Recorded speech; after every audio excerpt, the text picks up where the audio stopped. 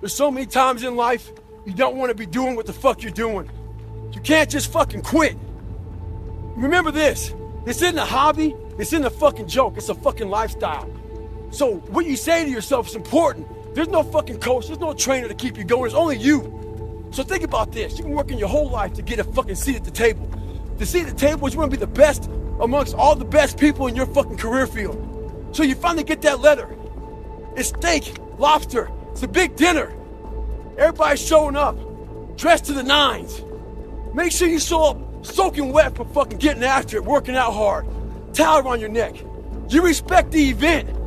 So make sure you put that towel over that nice chair so you don't fuck it up. The whole thing is this. Don't say a word. Stay uncommon amongst uncommon people. You're never done. Don't stop when you're tired. Stop when you're done. Stay hard. I get to about 200 and some odd miles and I'm sick as hell. Can't breathe, high altitude pulmonary edema, totally jacked up. And now the doctor tells me if you get off course now and you go to the doctor, you won't be able to come back and finish the race. So I had to make a call. Like, you know what, I'm pretty messed up, got off. I'm literally laying in bed and I thought, honestly, I swear to God, I thought that someone was speaking to me. It was like, you're not done yet, motherfucker. And I'm like, what the fuck is this? It was actually probably my subconscious saying, get your ass back out there. I know that I'm already, DNF'd. So no matter what happens here, I'm not gonna be an official finisher of this race. This isn't for glory. No. This is now for the fact that you can. So either you can sit here and not and think about that for a whole year until you come back here and do this, or you can go out there for yourself and take some kind of pride in knowing that you could and you did.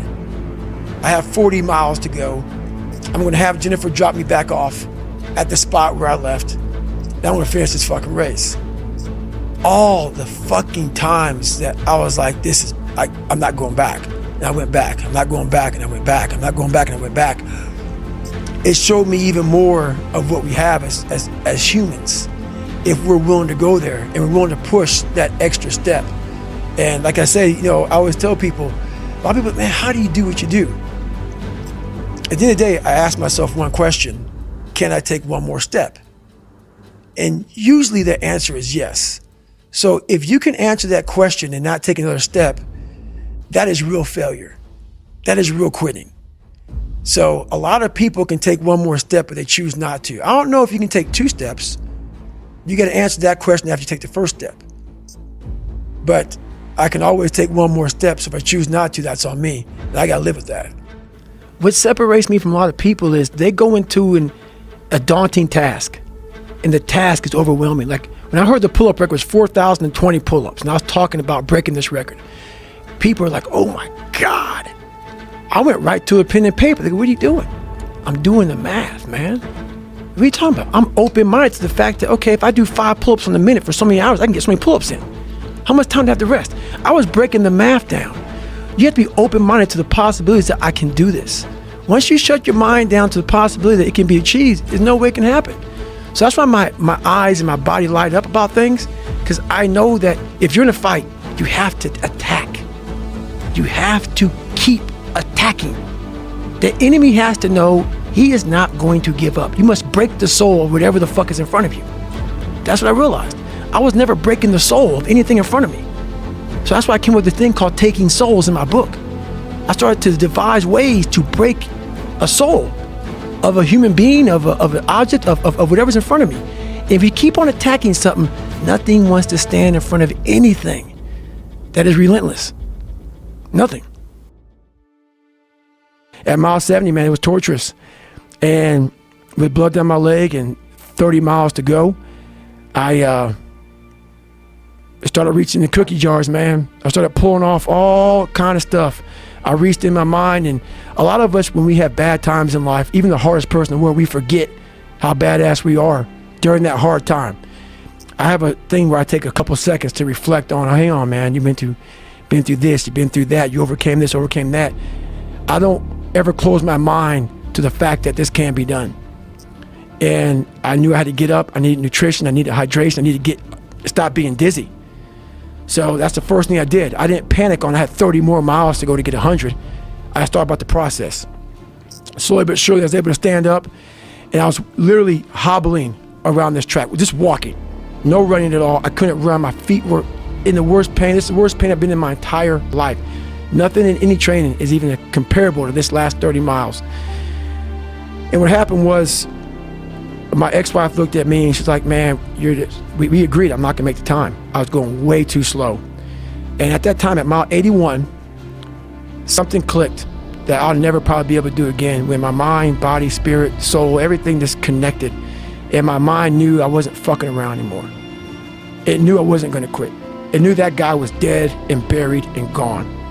And I was gonna die out here on this fucking 1 mile. For whatever reason why, I was gonna get through this motherfucker. I didn't give a damn. It made no, there was no fucking crowds. There was no trophy at the end. I wasn't even in a race in my mind. It was nothing. It wasn't about nothing. There was no nothing. It was a bunch of people who didn't know who the fuck I was, and it was me against me. And I used all these different dark places to start bringing out light and just fucking going deeper and deeper. Ended up running the next 20 miles. I ran 101 miles, and I ran the next 20 miles, at about a 10:30 pace.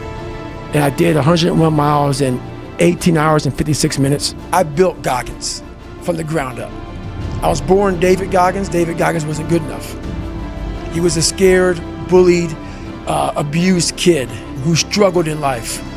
And that kid, whenever something got tough, no matter how hard I trained, no matter how ready I was, David Goggins, the real David Goggins, would come out and he would quit. So I realized this over a period of time. So I had to build Goggins. And in that process, I had to go back to that mental lab. And that mental lab is at scratch. That mental lab is in that trained humility. And so that's where I get better. I get better when I'm digging holes in the ground, when I'm waking up early knowing I don't have to do these things. That's where I get better. So it's important to stay hungry. It's important to stay hungry, but it's important more to stay humble within that hunger. So while you're hungry, a lot of people are hungry, but humility is everything. I always fix the things on the surface. So if I couldn't read and write, I learned to read and write.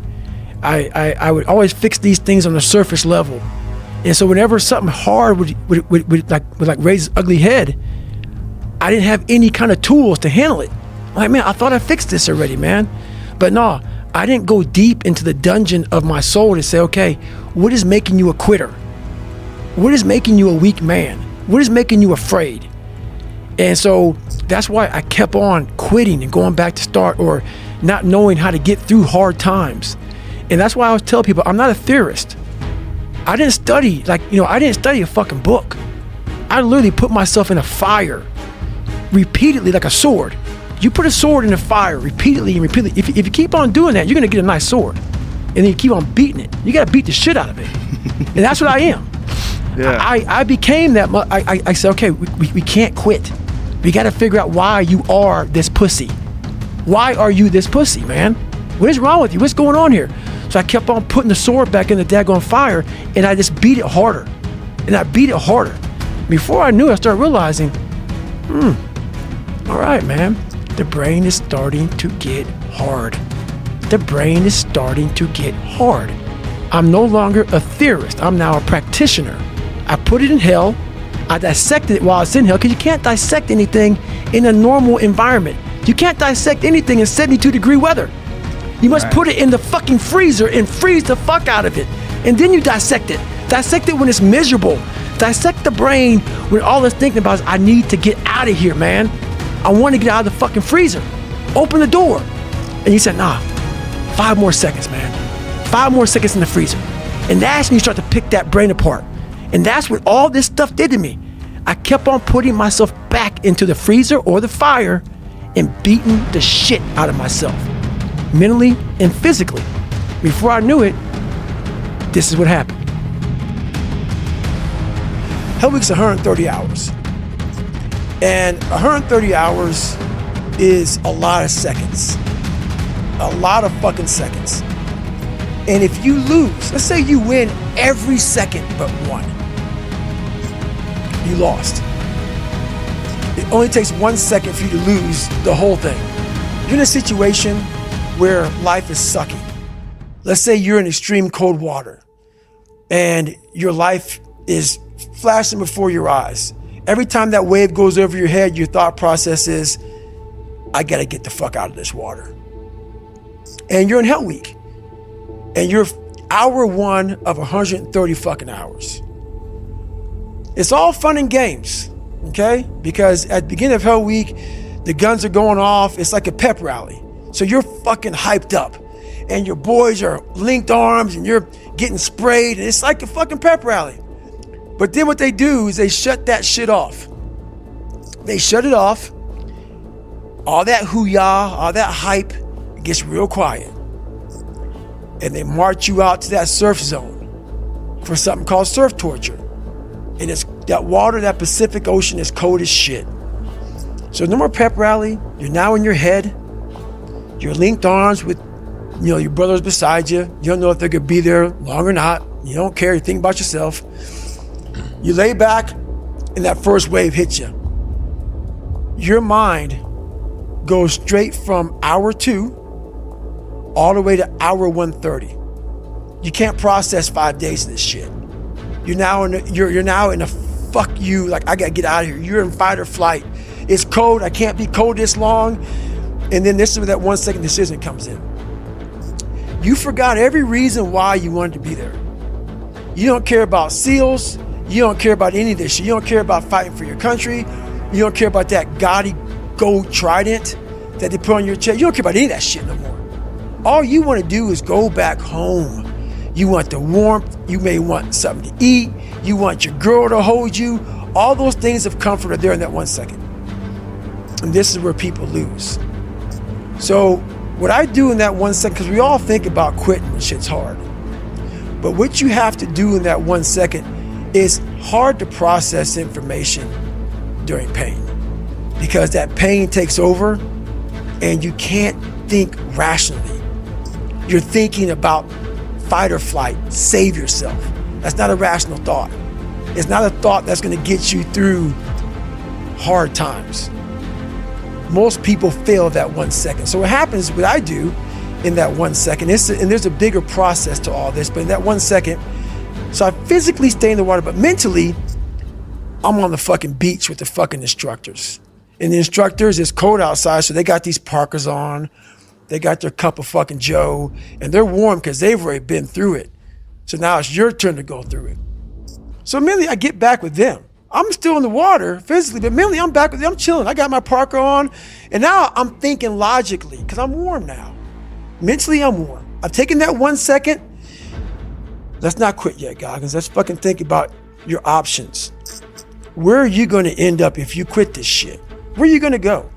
What are you going to say to yourself? Because you know you're going to get warm. The second you get out of this water, you can take a shower and you could be warm. And in 5 days, you could be out. So I start thinking logically.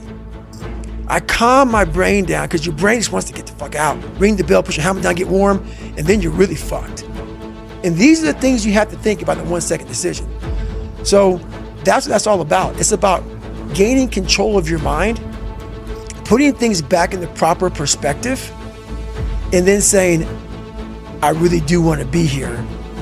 And I'm going to have a bunch of these 1 seconds through this 130-hour journey. And I have to learn to control these, because if I fail one of these 1 seconds, I will not be a SEAL. I will not be a doctor. I will not be a lawyer. I will not be whatever the fuck it is. So that's how important that 1 second decision is. It's all about your mind takes control of you. You have to say, fuck you. I run this motherfucker. And that's what that's all about.